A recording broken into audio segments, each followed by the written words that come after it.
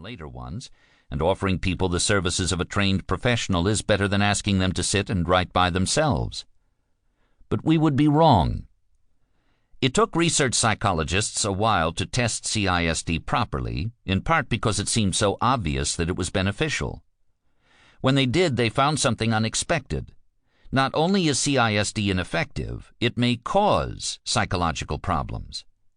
In one study, people who had been severely burned in a fire were randomly assigned either to receive CISD or not. Over the next several months, participants completed a battery of measures of psychological adjustment and were interviewed at home by a researcher who was unaware whether they had received CISD. 13 months after the intervention, people in the CISD group had a significantly higher incidence of post-traumatic stress disorder, were more anxious and depressed, and were less content with their lives. Similar results have been found in studies testing the effectiveness of CISD among emergency workers.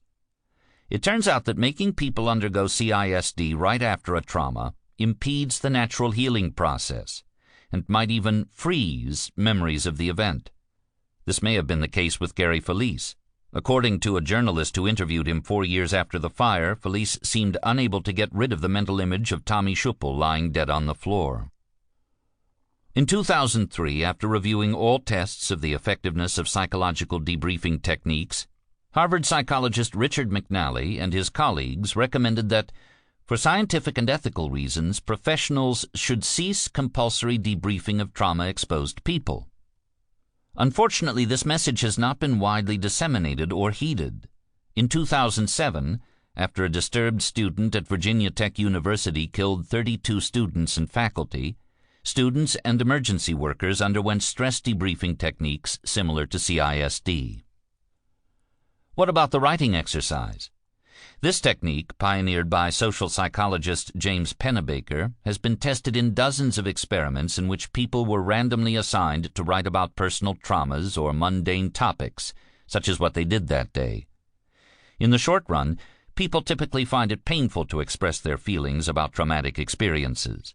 But as time goes by, those who do so are better off in a number of respects. They show improvements in immune system functioning, are less likely to visit physicians, get better grades in college, and miss fewer days of work. Through your eyes only. Why does CISD fail to work, and why is the writing exercise so powerful? It has to do with people's interpretations of what happens to them. As we will see shortly, the writing exercise helps people redirect those interpretations in healthier ways than CISD does. But first, some words about the importance of personal interpretations. For centuries, philosophers have recognized that it is not the objective world that influences us, but how we represent and interpret the world. Social psychologists have added the important proviso that these subjective interpretations are formed quickly and unconsciously.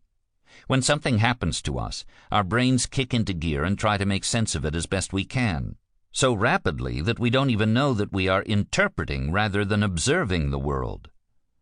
For example, take a look at the picture opposite. What do you see? A duck looking to the right? Or is it a bunny looking to the left? Which is it, anyway? It is not objectively either one. It depends on how your mind interprets it. What's more, we often don't know that we are interpreting as we observe. When you first looked at the picture, it probably just appeared to you as either a duck or a bunny. You didn't realize that you were making sense of the drawing in a particular way. How do our minds know how to interpret something? One way is by relying on past experience. If you have a pet rabbit, you probably saw a bunny in the picture. Another way is by using the context in which we experience something. When people were shown a picture similar to the one above on Easter Sunday, 82% of them identified it as a bunny. When people were shown the same picture on a Sunday in October, 90% identified it as a duck or similar bird. As another example, look at the two words printed below in large type. Did you have any trouble reading them? Duh, you think. The first word is obviously the, and the second word is obviously mat. But look closely at the second letter in each word.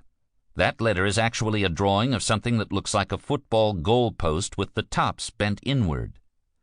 When you saw this drawing between the letters T and E, your mind instantly interpreted it as the letter H. But when you saw